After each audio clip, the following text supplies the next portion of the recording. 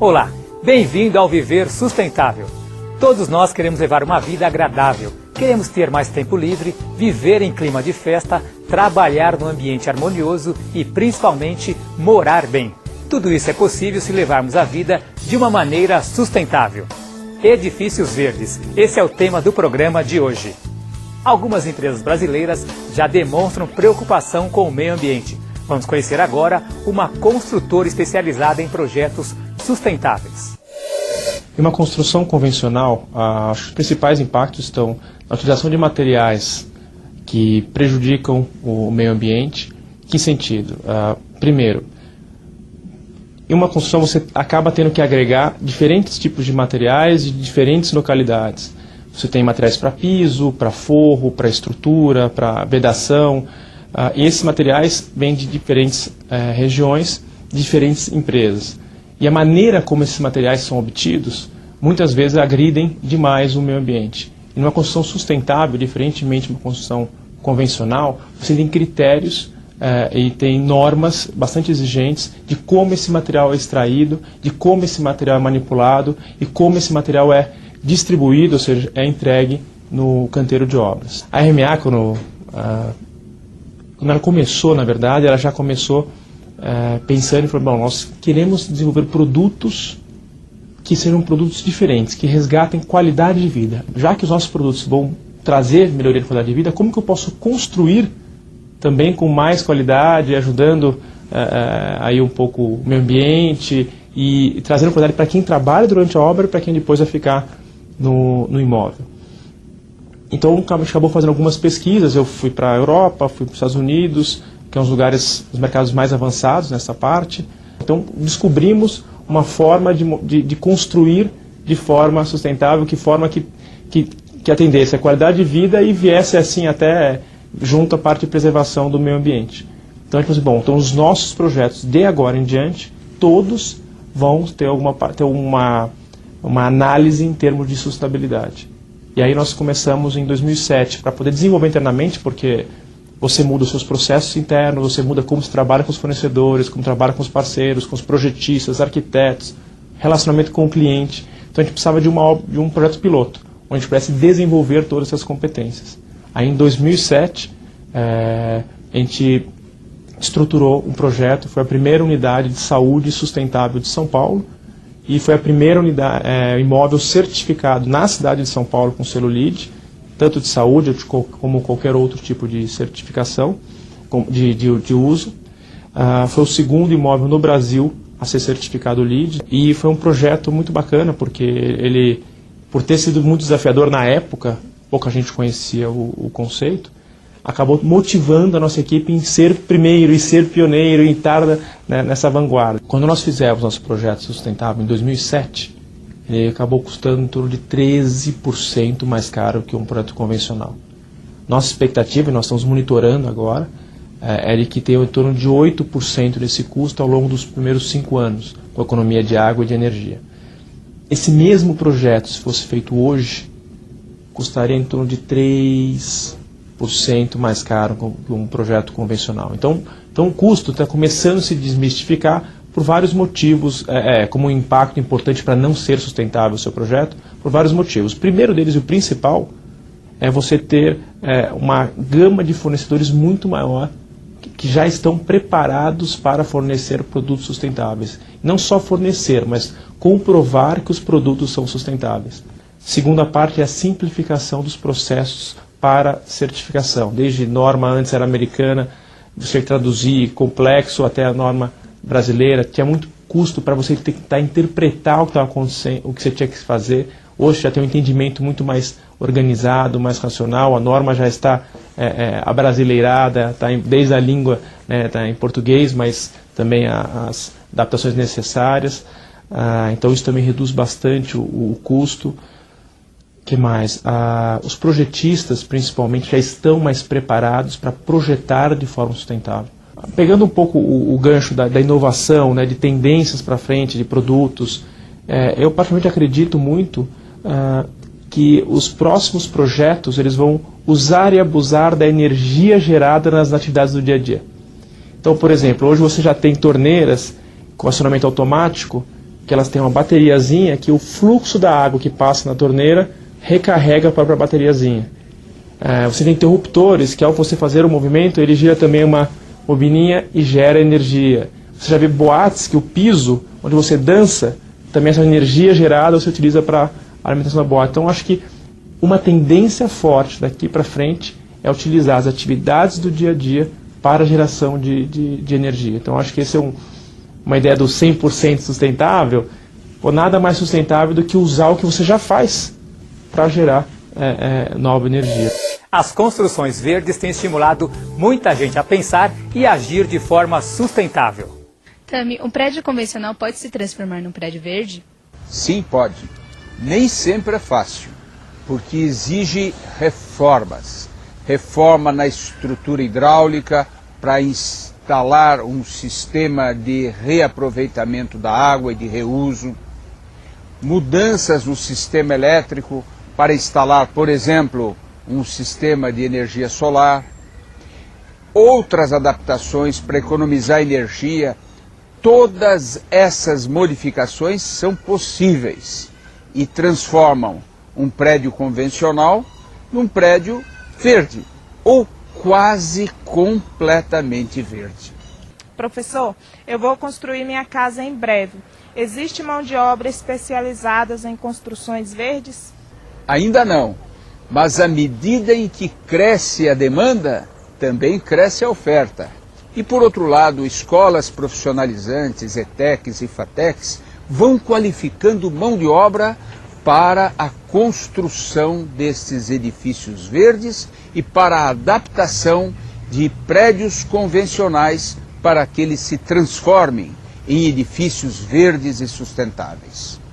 Daqui a pouco você vai acompanhar a entrevista com a arquiteta Lilian Catarino, especialista em prédios verdes.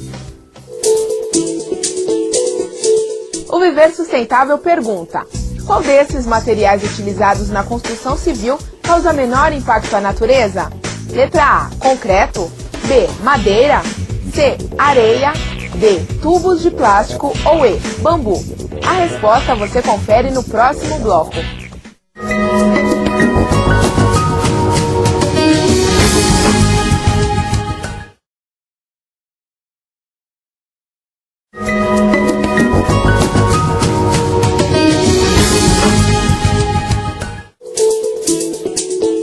No bloco anterior, o Viver Sustentável perguntou qual desses materiais, utilizados na construção civil, causa menos impacto à natureza. A resposta é a letra E, bambu, porque ele é altamente renovável e existe em abundância no Brasil. Bem-estar e sustentabilidade, 2 itens indispensáveis nos projetos da arquiteta Lilian Catarino. Ela aponta que as construções verdes são fundamentais para colaborar com a preservação do meio ambiente. Lilian, sua participação nos dá uma imensa satisfação. Da sua avaliação, quais são os critérios para que um prédio possa ser classificado como um edifício verde? Olha, eu falaria os principais, vamos dizer assim, né?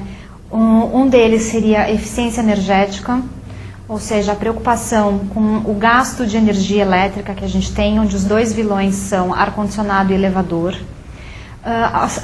O correto uso dos materiais empregados nesse prédio. Você tem a fase de localização do sítio desse prédio, então eu diria a escolha do terreno e a sua inserção nesse terreno.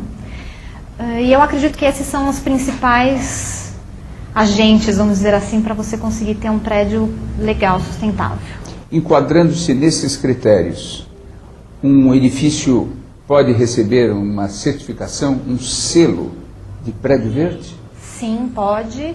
Você tem hoje no Brasil algumas certificações, você tem que escolher, vamos dizer assim, aquele órgão que mais se adeque, né, ao seu empreendimento, e você tem que seguir uma série de normas, vamos dizer assim, que esses órgãos propõem para você conseguir emitir um certificado no seu prédio, no seu empreendimento. Em 2 situações. Uma em que nós vamos adequar um prédio para que ele se transforme de edifício convencional num prédio verde. E uma outra situação em que eu vou iniciar do zero, vou construir um prédio verde, quais são os entraves, quais são as limitações que dificultam a construção de um prédio verde? Olha, vamos falar primeiro dos edifícios já existentes, vamos dizer assim, né? Então, para você conseguir adequar esses edifícios, como que você tem que pensar neles? Primeiro, vamos supor que você adote uma série de requisitos que você acredite que vai melhorar a eficiência energética desse edifício. É possível você quebrar toda uma estrutura existente para incluir uma infraestrutura de ar-condicionado nele que seja melhor do que a que você tem hoje? É possível você quebrar toda uma estrutura que existe, passar novos encanamentos, criar reservatórios de água para captar a água da chuva e fazer um reuso? Então você tem que fazer essa avaliação num edifício existente, se isso vai ser viável para você economicamente falando. E em questões, num prédio novo, né? Aí você tem toda a liberdade, vamos dizer assim, você tendo um projeto legal, você tendo um planejamento bom, você consegue fazer um edifício muito sustentável, vamos dizer assim. Nós temos lido muito sobre novidades.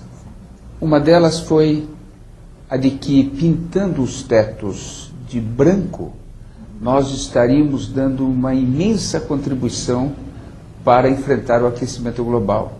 Qual que é a sua visão como arquiteta especializada em edifícios verdes? Olha, eu diria que esse é uma metodologia que você pode usar dentre várias para conseguir diminuir essa questão do aquecimento global. Sim, é verdade, você pintando o seu teto de branco, sua laje, enfim, que você tem hoje, você diminui o calor interno da sua construção. Diminuindo o calor interno da sua construção, você usa menos ar-condicionado, você pode permitir uma ventilação natural melhor. Então, sim, você diminuiria o consumo de energia, contribuindo, né, para a diminuição do aquecimento global. Então, eu acredito, sim, nessa história de pintar os telhados de branco.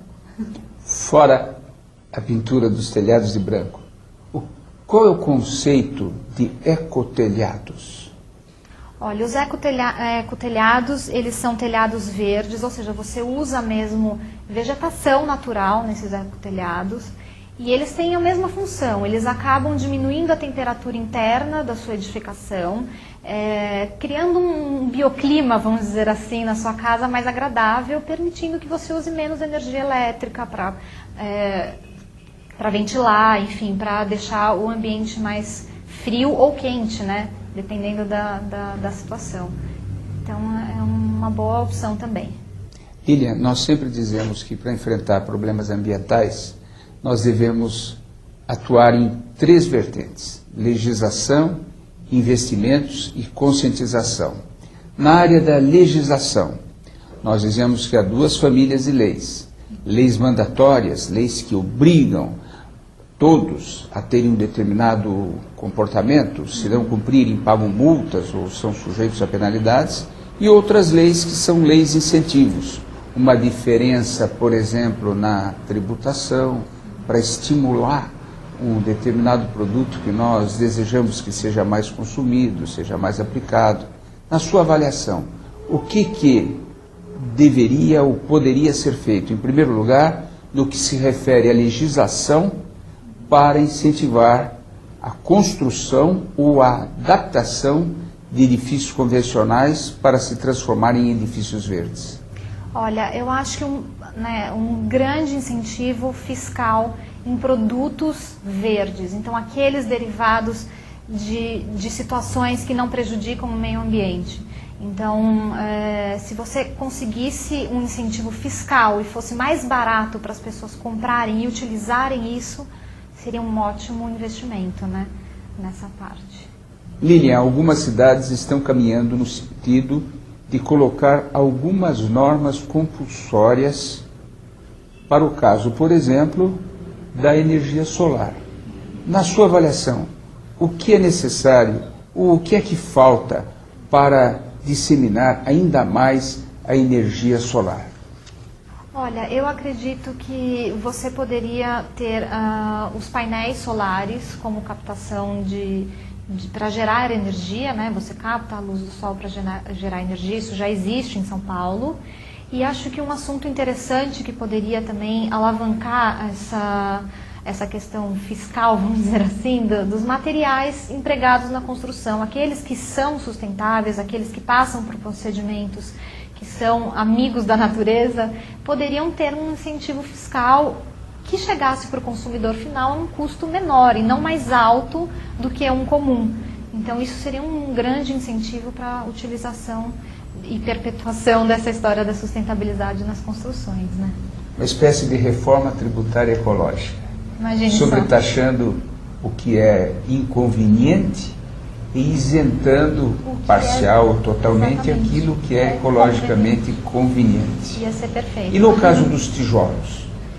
Os tijolos, por exemplo, é um grande exemplo. Aqueles que passam por queima e você acaba, né, poluindo o meio ambiente, e aqueles que não passam por queima poderiam ter essa isenção de uma imposto, diferenciação diferenciação que favorecesse, inclusive a produção, né? Além da questão legal da legislação, nós temos uma segunda vertente que é de investimentos. Nós temos lido que uma indústria de elevadores aqui no Brasil já conseguiu fazer um grande investimento tecnológico e reduzir a potência dos motores dos elevadores de 10 para 4,5 HP, causando com isso uma economia de energia elétrica não de 55%, mas de 70% nos gastos de energia elétrica. Na sua avaliação, há alguma outra mudança tecnológica que poderia causar um grande impacto para reduzir o custo de energia ou de água e com isso contribuir para a construção de edifícios verdes? Olha, no campo tecnológico, eu acredito que a gente tem já muitas empresas que estão procurando, né, se diferenciar, né, ter os seus produtos ecológicos. Seria um grande avanço se todas elas começassem a investir num setorzinho ou num pedaço de sua empresa, um produto que fosse sustentável. Isso vai acontecer, porque isso agrega valor ético, moral, e as empresas vão começar a competir com isso. Então elas vão ter que ter para se destacar. Lilian, no enfrentamento das questões ambientais, nós sempre levamos em conta também a questão da conscientização. Conscientização ambiental. Consciência é cons mais ciência. Ciência é o conhecimento. Consciência é o conhecimento dentro de nós. À medida em que nós tenhamos mais gente consciente, mais gente preparada, mais gente envolvida nessas questões, você avalia que nós teremos mais resultados para conseguir que os edifícios verdes se generalizem e se implantem em maior número?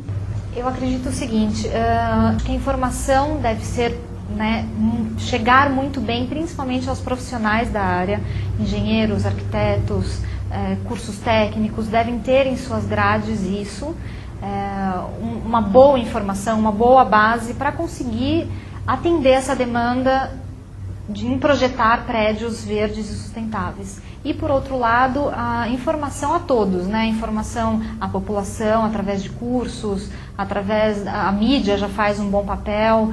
Então, eu acredito que seria por aí. A informação é sempre a base de tudo, né? O custo de construção de um edifício verde ainda é um pouco mais caro do que um edifício convencional. Como fazer para diminuir essa diferença ou para zerá-la e fazer com que todos possam optar por prédios verdes? Olha, eu acho que zerar, a gente ainda tem um longo caminho a percorrer, ou talvez não tão longo agora que a gente, né, esse assunto está virando tão comum, né? Mas eu acredito que, por exemplo, você pega na parte projetual da história, né, que é a minha área.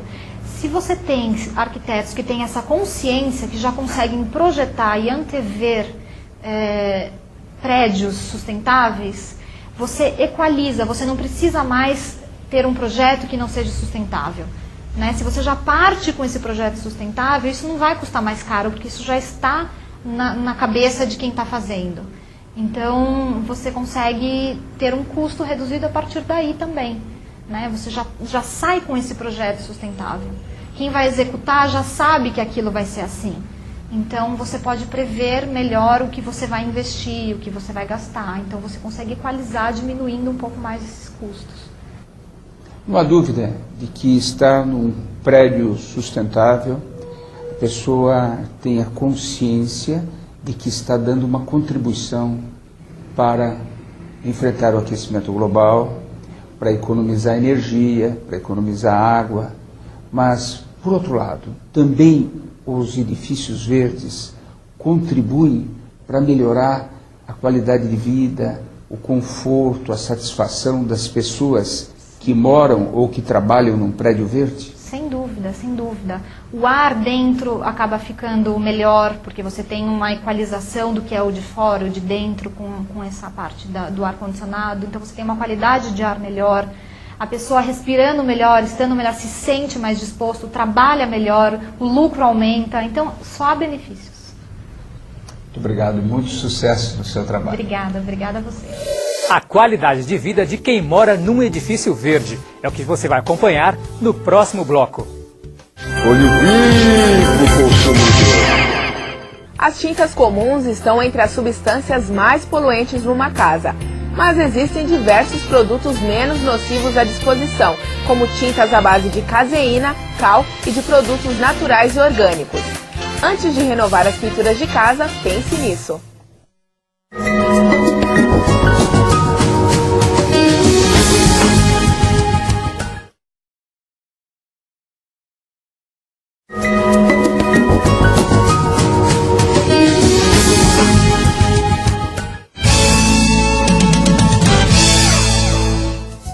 Os produtos de limpeza naturais são mais seguros para nós e para a natureza. Prepará-los em casa é mais barato e a eficiência é garantida.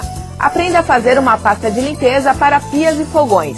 Serão necessárias 4 colheres de bicarbonato de sódio e 1 colher de água. É só misturar até formar uma pasta e aplicar na superfície com uma esponja. Uma atitude ecologicamente correta que torna a vida mais simples e, além disso, reduz gastos. Veja como a sustentabilidade nos condomínios residenciais bem a vida de quem opta por tomar atitudes voltadas à preservação do meio ambiente.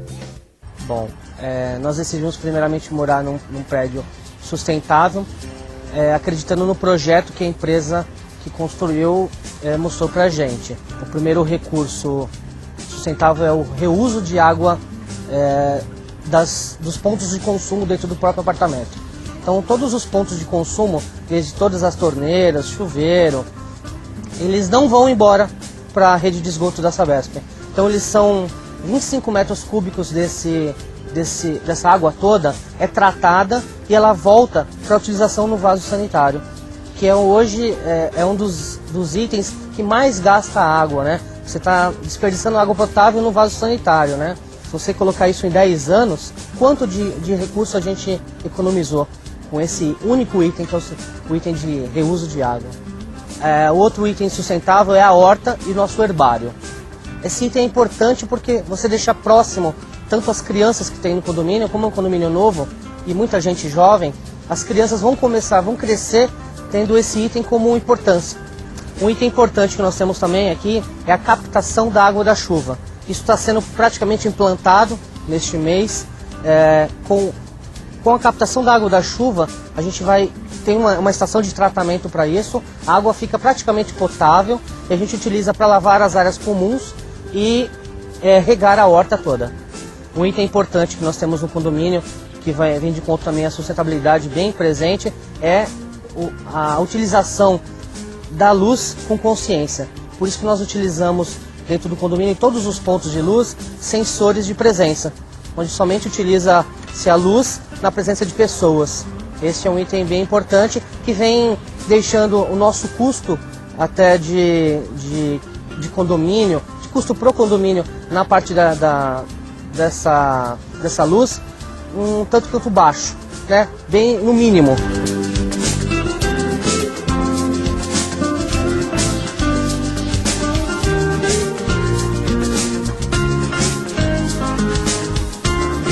sensação de morar num edifício sustentável é que parece que nós estamos realmente fazendo alguma coisa para melhorar, né? Ou para minimizar o nosso estrago aí no dia a dia. Nós acreditamos que vivendo nesses itens sustentáveis, a gente consegue colaborar bastante com o meio ambiente. Compensa morar no edifício sustentável por sentir que a gente pode ajudar um pouco mais e pela conscientização que acaba fazendo. Se a gente não faz aqui, a gente faz fora, leva para a mãe, para o pai e acaba trabalhando o que a gente trabalha aqui fora também. A população em geral ainda tem muitas dúvidas sobre os benefícios dos edifícios verdes. Pelo que eu tenho visto, os apartamentos dos prédios verdes são um pouco mais caros do que os apartamentos convencionais. Será que compensa investir?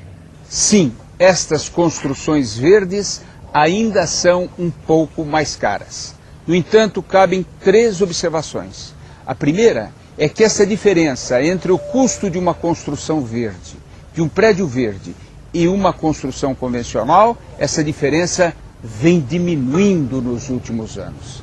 A segunda observação é que não cabe comparar apenas o custo de implantação ou o custo de adaptação de um prédio convencional para que ele se transforme num edifício verde. É preciso também levar em conta os custos posteriores, custo de energia elétrica, que será imensamente menor, custo de pagamento da tarifa de água, que também será muito menor, com a economia propiciada por um edifício verde. Em terceiro lugar, há novas invenções, há avanços tecnológicos. Todas essas vantagens são transformadas numa vantagem econômica, que vai pesar no bolso e vai estimular cada vez mais a opção pelos edifícios verdes. Professor, o senhor não acha que deveria ter uma lei que obriga todos os novos prédios a serem sustentáveis? Sim, não apenas uma lei, diversas leis. Leis mandatórias e leis de incentivo. Leis mandatórias. Por exemplo, leis que obriguem todos os prédios públicos a se adaptarem ou todos os prédios novos a terem sistemas de racionalização do uso da água, terem sistemas de reuso de água, de racionalização do uso de energia e, por outro lado, medidas de incentivos. Por exemplo, diminuição no IPTU, vantagens no pagamento do IPTU para aqueles edifícios que utilizarem práticas sustentáveis, que venham a se transformar em edifícios verdes. Se você tem dúvidas sobre os assuntos relacionados à sustentabilidade, mande e-mail para contato@viversustentável.net. E o Viver Sustentável fica por aqui. Lembre-se, para mudar o mundo, precisamos fazer a nossa parte. E a sustentabilidade é o caminho. Nos vemos no próximo programa. Até lá!